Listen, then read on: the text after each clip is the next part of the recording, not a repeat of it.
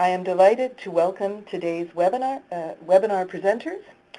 Sarah Eldridge joins us from the City of Sanctuary in Sheffield, and Ramon Sanauja from Barcelona City Council. As we hear about these municipal strategies for creating welcoming communities and the success these programs have achieved, I ask all of you to imagine how these good ideas might be adapted in your own city.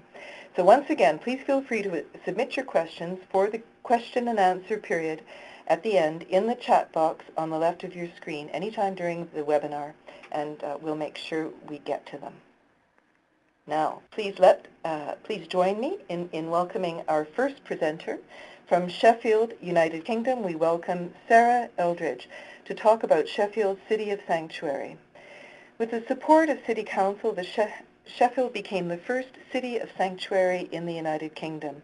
Since then, the movement has been adopted by over 26 cities across the UK, working locally and collaboratively to build a culture of welcome and hospitality for people seeking sanctuary.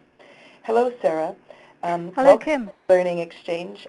The podium is yours. Thank you, Kim, and hello from Sheffield, which is an industrial city in the north of England, known for its steel production and the craftspeople who made the city famous for its fine cutlery. The population is a little over 500,000, Britain's fifth largest city outside London. About 11% of the people here were born outside the UK, and the unemployment rate is currently just under 10%. Sheffield has a proud tradition of welcoming people from other parts of the world. In the 1930s and 50s, groups of Somalis and Yemenis came to help in the steel industry. More recently, Sheffield has welcomed refugees from Liberia, Burma, and elsewhere under the United Nations Resettlement Programme. We also have asylum seekers from countries including Iran, Pakistan, Afghanistan, Zimbabwe, etc. And many of these decide to stay in the city once they become recognized as refugees. As in many countries, and especially in the UK over the last 10 to 20 years, asylum seekers have faced a tough time when they arrive here, partly because of a large increase in the number of people seeking sanctuary around the beginning of the millennium.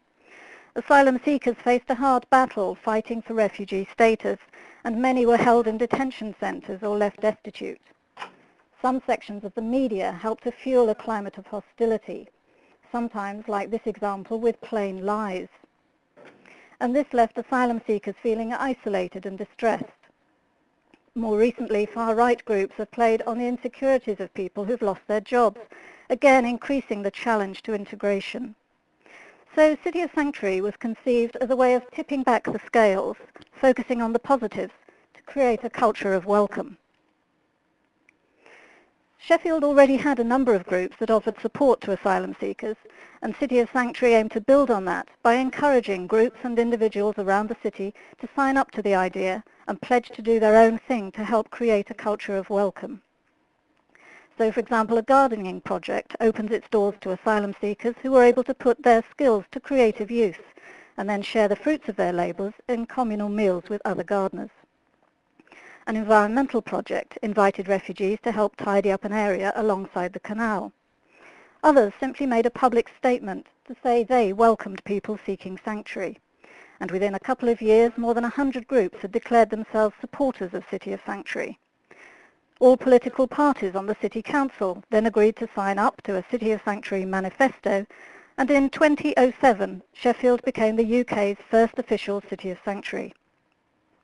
This is regarded as one of the key criteria for official recognition, and it's important in practical terms because of the message it sends to the outside world. So the Council's endorsement was an important milestone for us, and before long the idea was attracting attention from national NGOs, academics and the media. I should add at this point, we are a charity. So what does City of Sanctuary do? First and foremost, we're a grassroots movement. City of Sanctuary works with people on the ground to cultivate an ethos of welcome.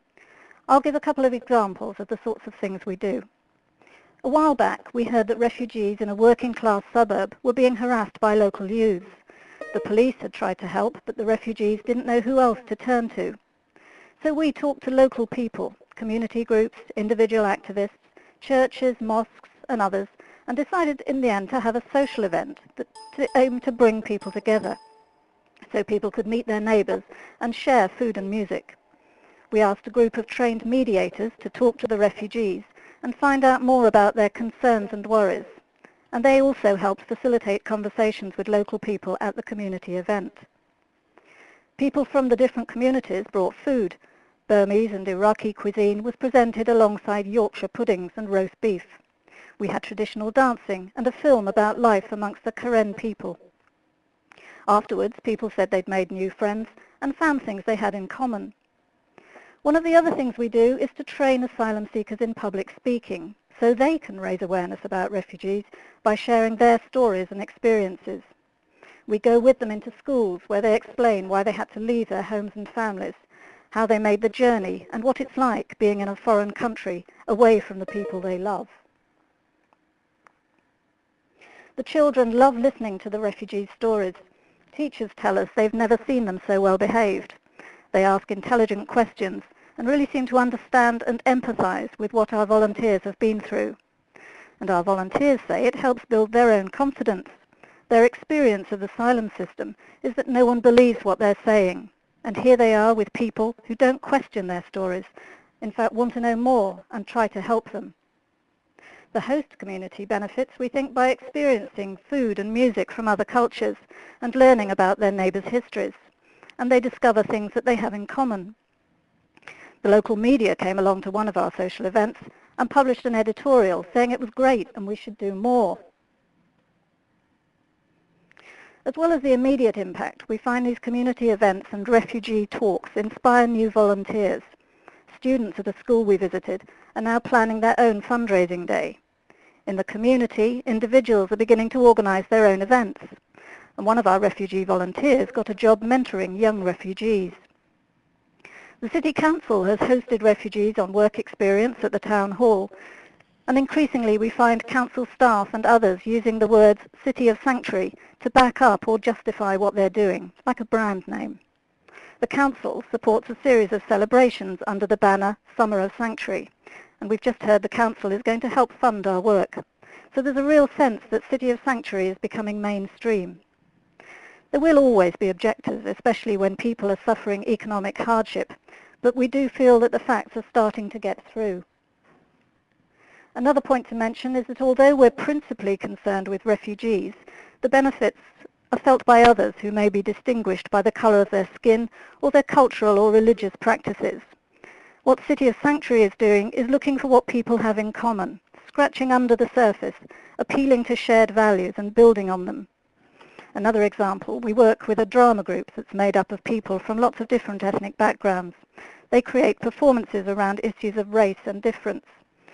In the picture here, they're using red and yellow noses to illustrate a point about colour. The City of Sanctuary movement is spreading across the UK, and we've just heard there's a new group starting up in Derry across the water in Ireland. These groups aren't all doing the same thing. In some places, the local authority, the City Council, doesn't want to get involved, but that doesn't stop citizens working to create their own culture of welcome.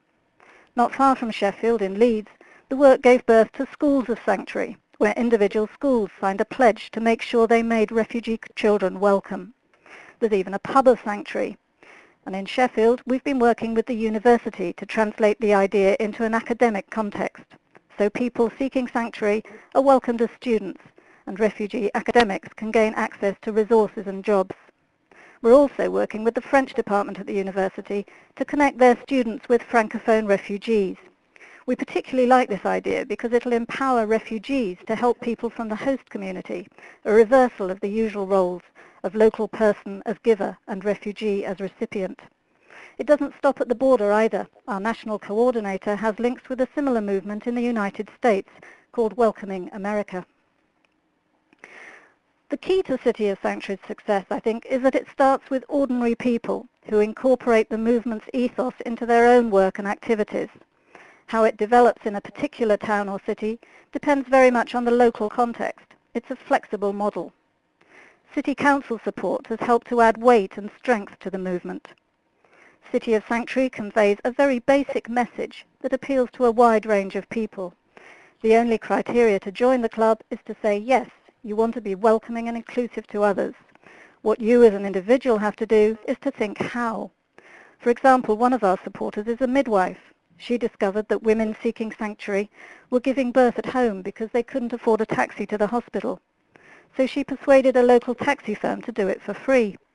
And from that grew other sorts of support to help pregnant women and new mothers. At the bottom of the page there, you can see the sticker people have in their cars, on their windows, above the door, a sign that indicates they're part of City of Sanctuary. So, how can you do it yourself? Well, it helps to start with people or groups who are already halfway there. All you need to do then is to plant the seed of the City of Sanctuary idea and let them run with it. We also think it's important to work alongside the people you're aiming to help, so their experience and ideas feed into what you're doing. They've been there, they know what's needed. And keep talking to each other, share your achievements and failures. It's all part of the learning process.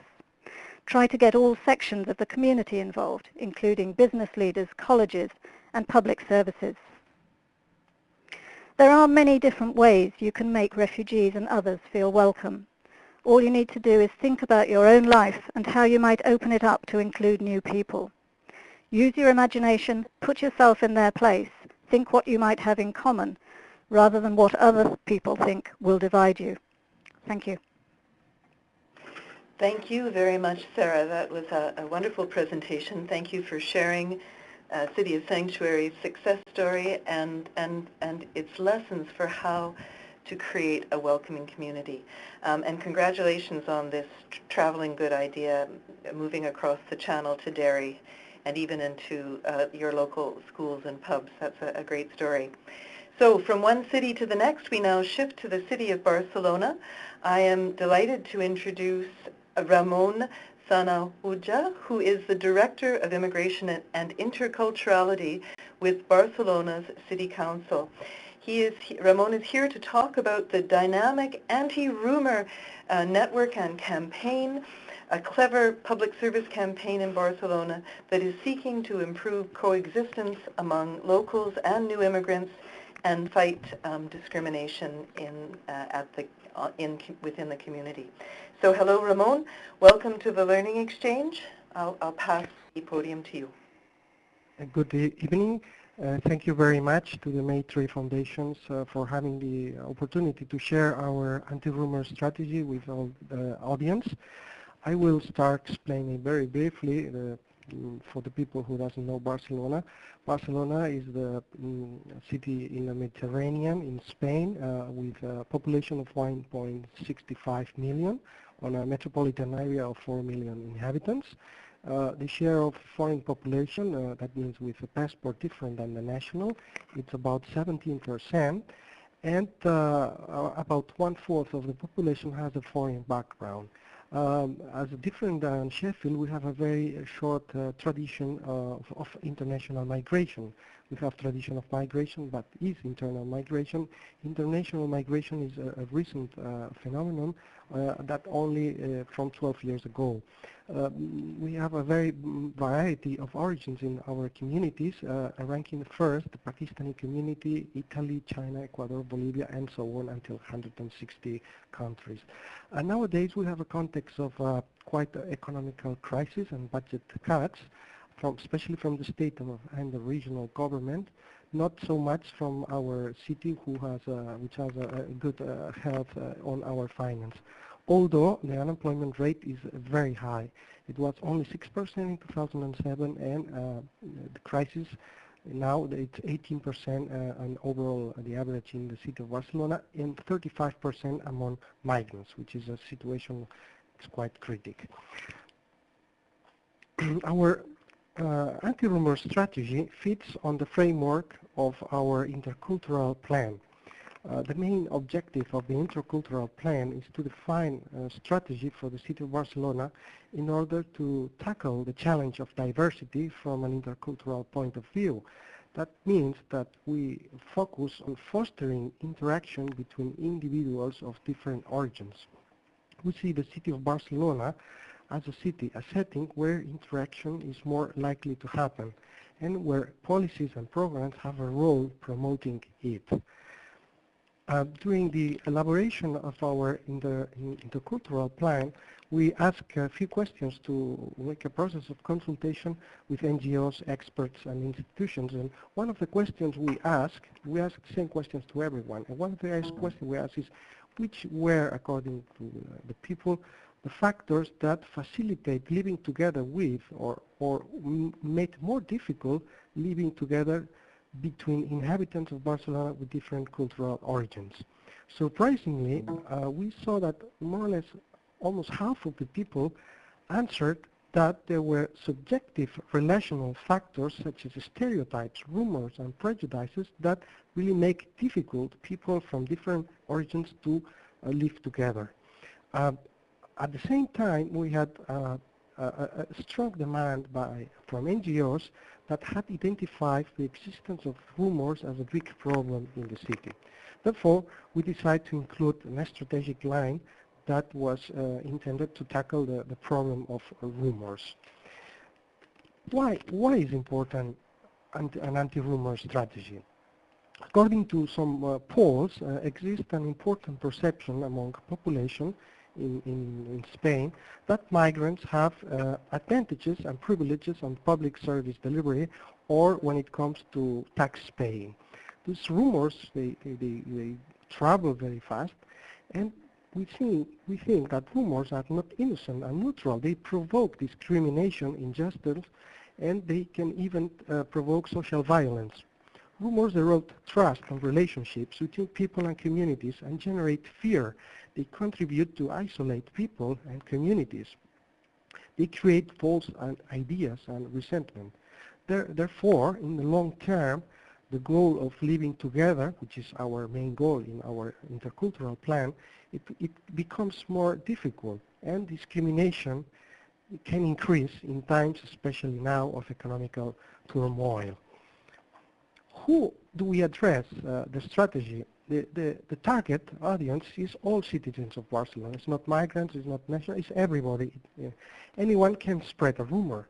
Ordinary people, street people, who don't have a critical opinion about mainstream rumors at street level. We do not address the xenophobic or racist. We address specifically the street people, regular people. Also, we address sometimes migrant groups who also have prejudice regarding other migrant groups or even to the host community. And we have sub-target groups like youngsters, elderly, workers from the health system, or teachers, even shop tenders, etc. Who communicates the strategy, which is a very important role? Unfortunately, public administrations alone, we do not have much credibility in this issue. Therefore, we need people with credibility and associations and NGOs with more credibility. We must, therefore, involve NGOs. We try to identify local leaders at neighborhood level with credibility in face-to-face communication. Even also some famous people or communicators and mass media as well. We have to involve people who have legitimacy to communicate. It is a key question. How do we do it? We have 4 strategies: the Antirumor Network, the materials and resources, the multi-level strategy with other administrations, and the action with the media. The Antirumor Network is we have built a network of associations and people, grassroots associations and institutions, all kinds of institutions that are concerned with the rumor issue, and they have voluntarily joined this network. They are very important because they arrive where the municipality cannot arrive. They assure the capillarity of the strategy. They are in the front line. We provide training for the people who want to join the network, and we have created the figure of the anti-rumor agent. That is a volunteer agent that receives a 12 hours training course and material, and who commits himself to foster, to promote dialogue and to fight rumors in the daily life. The second strategy is the material and resources.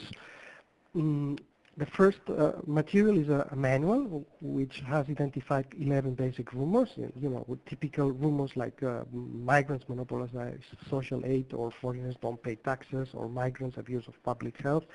These are the rumors we have identified, and we provide combat with reliable source of information any of these rumors. We have produced comics books for young people with a very famous comic writer. It's Blanca Rosita Barcelona. The training of the Antirumorations, which I referred to before. We have produced also an anti-rumor agent practical guide. This is an individual guide, individual capacity building guide based on promoting dialogue. It has been a very successful guide. A lot of people have downloaded from the website. We have a video channel with we produce viral PowerPoint and videos in order to tackle the problem of rumors with humor sometimes and with information. And we also have an important website that is with a lot of resources and information. Finally, of our materials, we have what we call a catalog a la carte of possible activities. That is, for example, social theater, debates, conference, workshops, trainings, happenings at public space that NGOs or districts, they can ask us to have one of these activities, which are they provided by NGOs as well, who are committed with the strategy. Lately, we have a multi-level strategy with other administrations. We have signed a memorandum of understanding with the regional government and with the county administration to create synergies to spread the strategy all over Catalonia. And we have some joint projects with these administrations. For example, one of them is the possibility to train elected council members of different municipalities, which are really worried about the rumors of the citizens of their municipalities. And we will have an agreement to develop a TV program on the Catalan channel about the problem of rumors. There are also a lot of interest from other cities in Europe, like Nuremberg or other cities, and it has been highlighted by the Mixed Cities project from Eurocities as one of the best practice, and other there's show of interest as well from the Council of Europe for this strategy. Finally, there's the action with the media. Without the media, we have to take in account media because communication is a key issue. The strategy itself, it was very powerful because it attracted media attention. When we presented the intercultural plan, there were more than 100 measures. The one who was more, the media wanted to know more about it was the strategy fighting against rumors. So we have to take an opportunity that. Also we have to take in account local media, small media, district media, neighborhood media. We can also have established some agreements with the Board of Journalists of Barcelona and with Journalists Labor Union on the Catalan Media Board. It is a need to identify some famous journalists who are in favor of the strategy. And as well, we provide periodically press releases on different issues of rumors. Finally, some conclusions of the strategy. We think that it's not a copy and paste strategy because this is the strategy of the city of Barcelona. It's a good idea that can travel, but I'm sure with some differences. Every city has its own rumors. It's necessary to identify the rumors that may be circulating in your city. They can differ. There are also, one of the challenges is to identify community ethnic-based rumors. It is necessary to work with NGOs and to build a network. Without this network, it won't be impossible to get to the last place in the last street of the city. And they as well, they need us to provide reliable information. It is a key question, who communicates the news and the information? A campaign needs legitimacy and credibility of its communicators. Another key point is the search for good and reliable sources of information, especially within the city public administration. And this is sometimes very difficult from the immigration department to gather all the reliable information from other departments. Imagine, I don't know, the urban department or housing department. Sometimes it's difficult, but it is very important to get this information in order to make the strategy and the information more reliable. The objective data, important, it is a basis of the strategy, but for the public campaign should be also appeal to feelings and emotions, as Sheffield do, feelings and emotions in order to tackle the rumor issue. It is a question. There is a need as well to do different strategies for different target groups. It's not the same address older people or youth people. And maybe with YouTube you can address the young people, but not the people in the elderly home or the health workers. It is important to tailor-made actions. It is very important as well to identify those media and journalists who can become potential allies. Immigration is an issue that draws media attention, so let's have and take this opportunity to send positive messages. The strategy must be coherent with the rest of the programs and actions of the political messages of the administration. This is a very important point. If we can produce a strategy, but perhaps other politicians in our administration from other departments are making statements against immigration, we won't be coherent. So we must be, the whole administration, be coherent in this sense. We have also to be very open to debate all kinds of issues related to migration. There's no need to avoid sensitive matters. I think it is good to debate on sensitive matters openly. And finally, the strategy, it only makes sense if, of course, basic equality programs guarantee equal opportunities. I mean, we are complementary. We work with perceptions, but the real important policies of the city is education, is health, is job market, etc. Thank you very much. Thank you very much, Ramon, for that excellent presentation on a highly coherent and creative campaign that is integrating an incredibly wide range of strategies to address the challenge of living together. Really a uniquely Spanish concept, that one. Thank you very much. I hope you've all learned as much as we have from these innovative and practical ideas about how to promote the values and impact of inclusion in today's cities. You know what we say good ideas travel. You'll notice that there is a new poll on the screen. Evelyn's bringing it up right now. We'd like to ask you to participate by answering the question. Let us know if you would adapt today's good ideas in your own city. You can cast your vote anytime before the session ends. It'll be on screen throughout the question and answer period. It's completely anonymous. It's just a great opportunity for us to get some sense of the audience response to these ideas. So we have now concluded the formal presentation part of our webinar. It's time for our question and answer period. So I do encourage you all to submit questions in the Q&A box while we move on to our first question. I'm going to open the Q&A with one of our own questions. When discussing immigrant integration, we talk, the community, the sector talks a lot about the two-way dynamic of the integration experience. So what I'd like to know from each of you is how your work has changed attitudes or influenced the culture of receiving communities. And perhaps we could start with you, Sarah. Yes, thank you. First of all, can I say thank you, Ramon. That was a really interesting insight into the way you work in Barcelona, and I'm sure there's a lot we can learn in Sheffield from that. In answer to the question, receiving communities are really the main focus of our work, although we work with refugees and asylum seekers. And I'd like to give you an example, or a couple of examples. One from one of our social events where we brought different sections of the community together. And afterwards, after one of these events, I was approached by a white, working-class single mother from the host community who came to me and said that was really interesting talking and hearing about those people, the refugees, because I thought I was alone in feeling lonely and isolated. You know, I moved to Sheffield from another city, and I found it difficult to make friends. So it was great to realize that there were other people who were having similar problems and to try and address those problems together.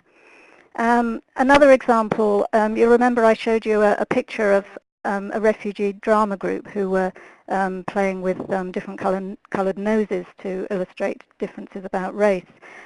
We've worked with them with some service providers in Sheffield, with some mental health social workers who wanted to know what it was like being a refugee so they could adapt their own behaviour, the way they delivered their service. So with the drama group we developed a little mini drama which we presented to a training session of social workers, and through the drama they showed what it was like to arrive in a city with no friends, with no knowledge perhaps of the language, certainly not of the culture, and afterwards the social workers told us it really did give them an insight. It helped them to understand how they might be able to adapt the way they worked to accommodate the needs and situation of asylum seekers. That's great, thank you. How about you, Ramon? What have you Yes. observed about the impact on locals? Yes, we always historically have defined integration as a two-way process, but over the past years our policies and most policies, at least in Spain, in the south of Europe, were concentrated in only targeting the migrants as a subject of our policies. That was not really a two-way policies. We didn't work that much with the receiving community, with the people who were here before the arrival of migrants. And theoretically, we always were talking about this two-way process, but really we didn't work that much with the autochthonous population. I think this strategy is especially oriented, not only but mainly oriented to make that understand to the whole population of Barcelona that diversity is a structural reality, that there is no way back on a homogeneous society. And this might sound strange from Toronto, maybe even from Sheffield, but we were a quite homogeneous society until very recently. So diversity is a quite new issue. This is why we think this strategy it is so important. That's very good, thank you. We're going to go now.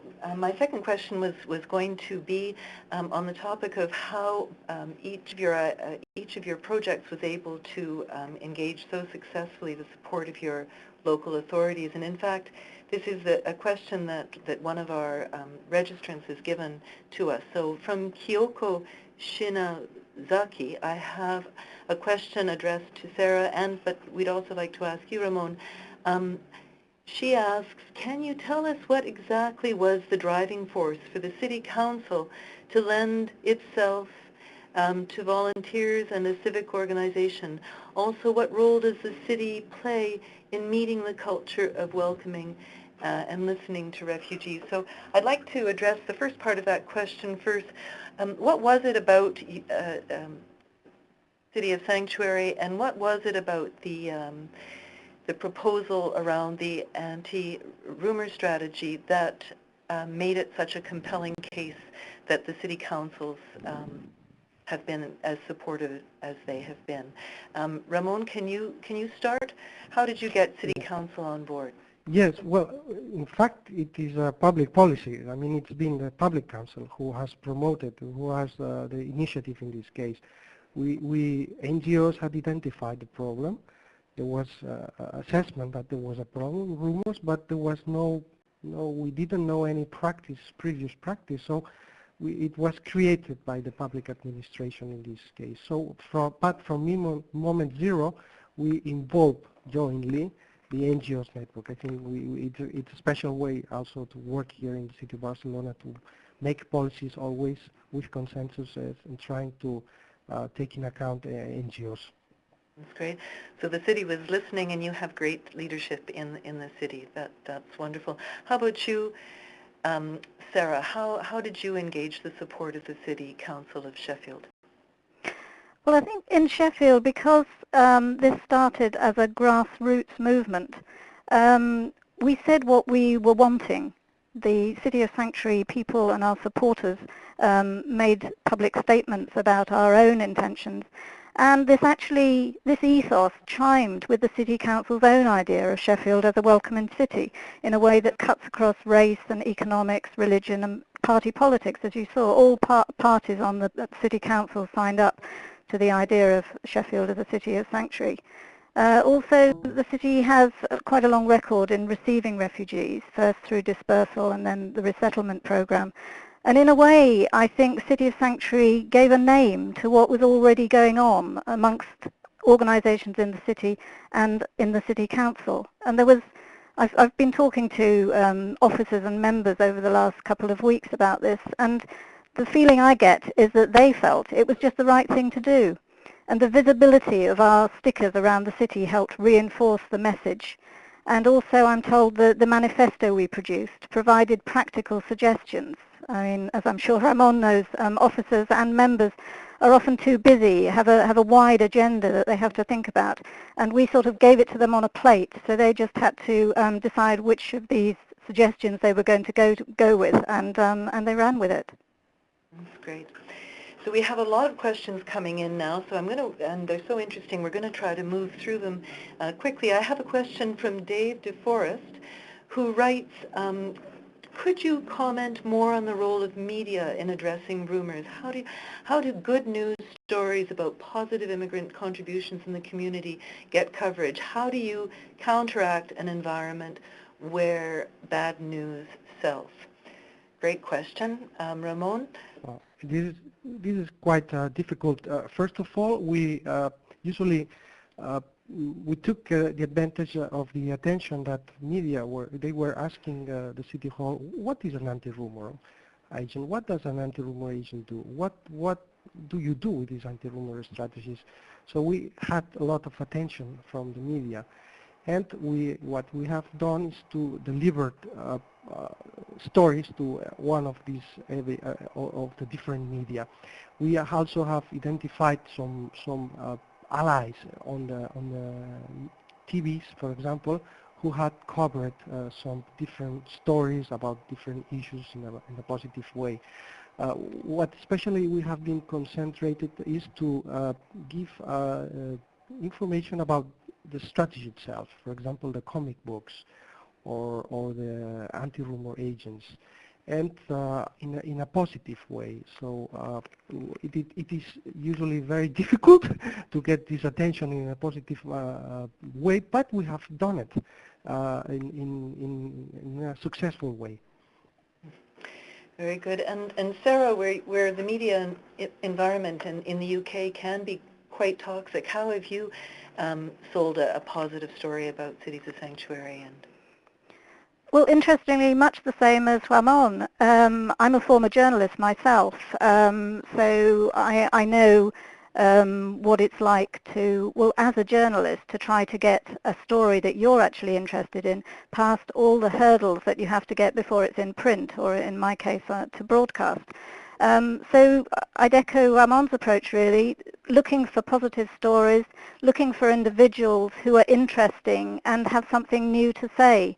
The media does like good stories as long as it's got a new angle to it. So what we try to do is to think of stories that will catch the public imagination, catch the journalist imagination, and approach it that way. Very good. I have a sort of a related question, this time from the Citizens for Europe organization, and they ask, did you experience counter movements or activities in your projects from right-wing or other groups? And if so, did you have a communications plan for dealing with that? Again, Sarah, how about you start with that question? Well, in fact, the whole strategy is like a communication plan to the arguments of these sometimes right-wing statements. It is not formally. We had some emails just answering in a very rude way, but not that much. But there are sometimes some media and some webs that deliberately make a very peculiar statements about immigration. But I think it's the whole communication plan that of the strategy that is tackling these issues when they arise. Mm-hmm. And Sarah, we have another question on this topic. It's coming up quite a few times. So again, how do you manage negative media attention? Did you anticipate it with a specific sort of communication strategy? How have you managed those issues in Sheffield? Okay, well, a number of things. I mean, with dealing with the far right, I think what we try to do in Sheffield is not to engage with them so much, but to try and engage with the people whose backs they're riding on. They've identified that there are people who are feeling insecure, who are losing their jobs, and think that they can woo them over to their side by their own far right rhetoric. So what we try to do is to understand and engage with those same people on their own territory, and we work with other groups and organisations within Sheffield who do that. For example, there has been another project which we've worked with, which works very closely with people who are feeling insecure, who are feeling vulnerable in their own communities, and try to tease out what it is that makes them therefore fearful of new people coming in. All quite understandable emotions, but not to feel that they don't have space or validity to speak out, and try to work with them to work through those feelings. Very good. I have another question here, this time from Liliane Vicente, who thanks you for your excellent presentations and asks about the training provided by the Barcelona Antirumor campaign, about the training provided to those joining the network and the media. Could you tell us a little bit more about the training that you give your supporters? Yes, we have very good teachers. That it's a 12-hour training.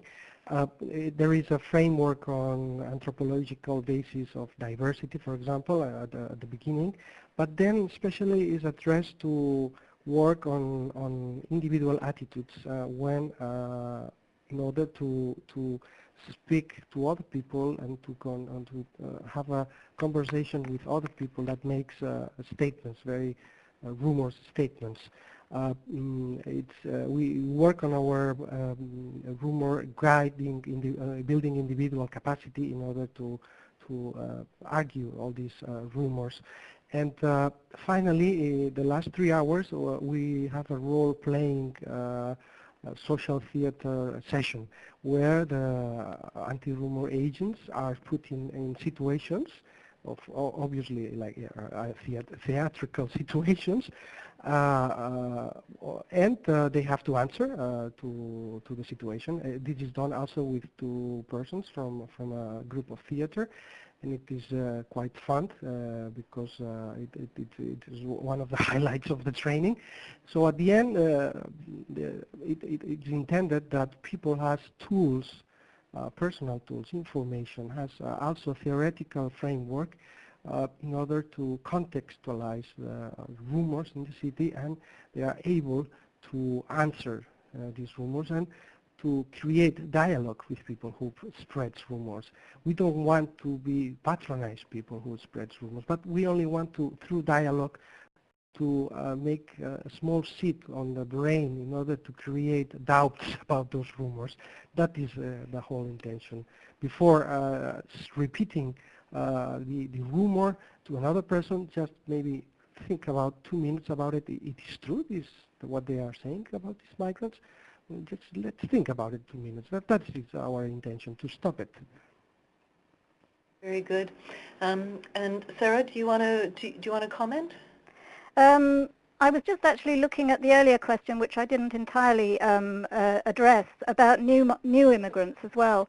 And we do have a lot of people coming to Sheffield from Eastern Europe, for example. And yes, that feeling that immigrants take jobs from deserving people or use up social services resources, that's very prevalent in Sheffield as well. And I think, to borrow from Ramon's own project, It's the facts, information and facts, and also we find face-to-face contact are very important here. And one of the other groups we work with is a drama group that they have writers who go and interview, for example, Roma people, and build up a picture, build up a drama from those face-to-face interviews with those people, use their words, use their language, use their feelings, and turn it into a drama, which we then take into the host audience with the receiving community. We present those dramas. We then bring along refugees or new migrants to talk and to sort of back up what they've seen in the dramatic presentation, and try and create a dialogue. I mean, you can't win over everyone, and as I keep saying, when people are feeling insecure, having lost their jobs, and feeling socially excluded themselves, it is very difficult for them to be welcoming to new people who are arriving in the city. Very good, thank you. I have a question now from Shinju Chu, who asks, going back to the question of recruiting and gaining the support of various parties across the community, did you use the help of individuals to convince those parties to give you buy-in? How did you use local leaders, local champions to get buy-in for your projects? Ramon? Well, the strategy was kind of a demand of the NGOs, so they were very involved from the initial moment. And as we start to work in this project, more people and more NGOs and more individuals become involved. Also the media coverage, they gave us a lot of popularity. So we had, it's been really impressive. For example, every time that we open a training course of 12 hours, and there's only 30 seats, we have perhaps 100 people who want to do the training. So I think the demand is much more higher than what we can offer from the public administration. So at this moment we are kind of behind, catching up a little bit with the demands of the NGOs. Of course, when we have to tackle some target groups like health or shops, what we do is try to identify like leaders or organizations that are key on that issue. For example, on shop tenders, there's a local shopping tender organization that we have involved them. They were really also very concerned about the information that was about that migrants did not pay taxes when they open a shop. That, of course, this is a false idea.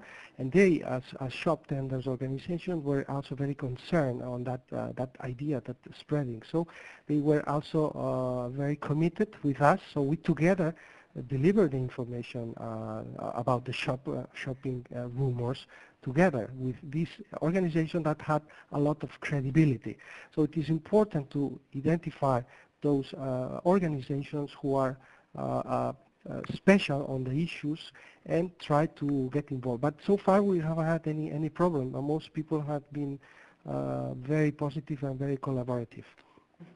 And how about you, Sarah? Has Cities of Sanctuary been able to draw sort of local heroes out of the community? Yes, I mean, I do think finding these local champions is quite key to these movements taking off. I'll give you another example from Sheffield when a group of Karen refugees arrived in one area of the city from Burma. Some young people, some teenagers, realized that these young people were new, feeling bewildered, and needed a bit of help. And it was the young people who invited them to their youth club. They shared their computer games with them, brought other games to play. And they were amazing champions in that respect. They made these young people feel welcome, and in many respects they showed the adults around them how to do it. So championing causes is a great way ahead. Yeah. You know, you a perfect segue to our next question too. Thank you, Sarah, which comes from Ralph Taylor, who would like to know how important it is to engage youth in the receiving community, and and some examples of maybe how you've done that. You've just mentioned one, Sarah. Were there specific strategies for engaging youth at Cities of Sanctuary? Not particularly targeted at youth. No, it was just City of Sanctuary very much lays open the facts and encourages local people to feel inspired and run with it themselves. And that's what happened with the young people in that area of Sheffield. I mean, again, in schools, as I said, when we go and introduce refugees, asylum seekers to young people, the response is just amazing. You know, they sit and listen, they ask intelligent questions. They're really very good at empathizing, and then go away and, in our case, with the help of their teachers, they think about ways that they can do something practical themselves. Yeah, that's great. How about Ramon, do you use youth among your anti-rumor agent strategy? Yes, the youth is very important. It's that the whole purpose of the intercultural strategy is to foster interaction, and youth is key because youth is the future, is the future of our city. And we have produced some specific material in order to engage youth. For example, comic books, which are more suitable for youth, or even some videos with some humor, with some characters that can draw attention of youth people. It's a key question, of course, to involve receiving community youth. And in fact, we have some of our anti-rumor agents who are from immigrant background, who are also very committed in our strategy. Thank you. Now, as we sort of approach the end of our hour, I have some technical questions. This one from Alejandra Cano with the City of Minneapolis in the United States. She asks the City of Sanctuary, what type of legislation or city-level policies changed or were enacted to support the symbolism behind the City of Sanctuary concept? Sarah? That's an interesting and very difficult question.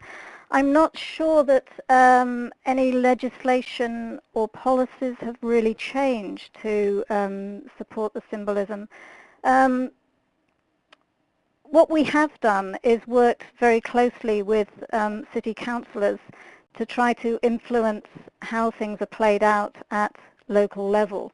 Certainly in the UK, there's a tension between national politics and the national government, who dictates a lot of asylum policy and immigration policy, and the local government. In our case at the moment, we have a Conservative Lib Dem coalition, and in Sheffield we have a Labour-led administration. So really it's more at the influencing stage and trying to interpret policies and to use the tools that the City Council has at its disposal to make things as easy as possible. I mean, another example, just recently the City Council used to be responsible for housing asylum seekers. Because of the way central government are organising things, that contract has now been taken away from the City Council and given to a private provider, which is causing some new challenges. But again, we're working with the City Council to try and reduce the impact of that sort of change. May I say something too? Yes, please. We also feel a little bit like in Sheffield, we have also tensions between the state policies sometimes, or state issues, and local administration priorities. For example, in the last weeks, the state government has passed a law in order to restrict access of health to the health system from migrants.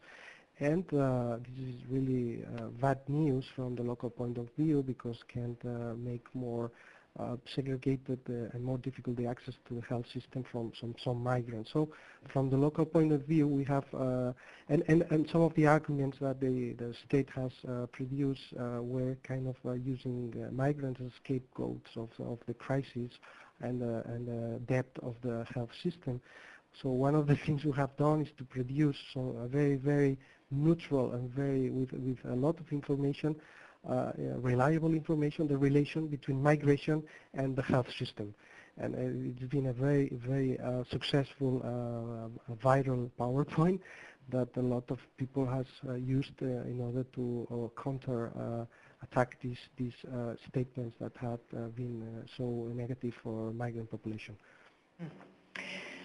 Another sort of technical question, this one around evaluation, and of course measuring impact and being able to be accountable to these programs is a great tool to bring to bear on garnering the support and resources we need for these resources. Wesa, she asks about the evaluation done on the effectiveness of the anti-rumor campaign. Excellent question. How do you measure these things? This is an excellent question, and it is difficult. The one way to measure the effectiveness is through polls, and we can do it in the forthcoming years, see if the attitude of the average attitude of the population has changed. We won't be very sure if it's thanks to our campaign or to other issues. Nevertheless, there are other indicators, for example, number of clicks in our websites, or number of times that our videos have been downloaded, or all the success of our books or our materials, that every time that we produce an edit, they are we run out of them very, very quickly. We feel there is a demand in that sense, and it so far is a qualitative indicator of the importance of the campaign, but it is not a scientific indicator. And we will have more scientific indicators in the future with polls that we will try to produce. Thank you very much. We are at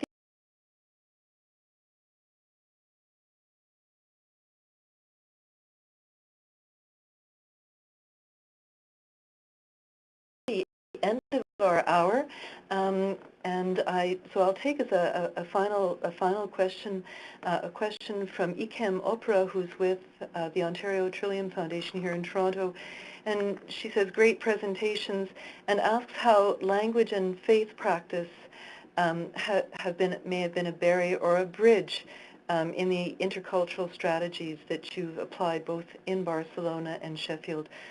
So how have you worked with some of those cultural? Yes, language is important. It's also one of our in our intercultural strategy. Language, we have one of the lines is to work with language. Language if we don't share at least one language, it will be very difficult to communicate. So to foster interaction between people, it is basic at least to share one language. So therefore, facilitating learning of languages it is very positive thing. Nevertheless, it's also very important to recognize other languages, the languages of origin of our residents, which are very important asset for our city. So language, it won't have to be a barrier. It should be something that makes life easier. Yes, and for me, totally agree. Languages are very important. Language as a foreign language or as a second language, and that's a big issue here in the UK at the moment, access to language classes. But also, from my point of view, the use of language, how we use words, how we frame our conversations. And just one quick example, there was a commission looked into the whole asylum process in Sheffield, in the UK. Heard evidence from people who'd gone through it and people involved in various ways. And one of the findings of that was that the very word asylum in the UK has connotations which may not be helpful to promoting a culture of welcome. So hence City of Sanctuary was called City of Sanctuary rather than asylum. Sanctuary maybe has more connotations in keeping with what we're trying to do. And on faith groups, yes, a lot of faith groups are very helpful in this process as well. Well, thank you very much. There are so many interesting questions that I have here. We may have to do some follow-up online with our presenters to get all of the question answers. Jim Steinke, for example, is really interested in the whole question of sort of moving the debate out of from strictly a debate about refugees or migrants into the kind of contributions that immigration is making in local communities, their impact on health and social care, food production, child care, etc.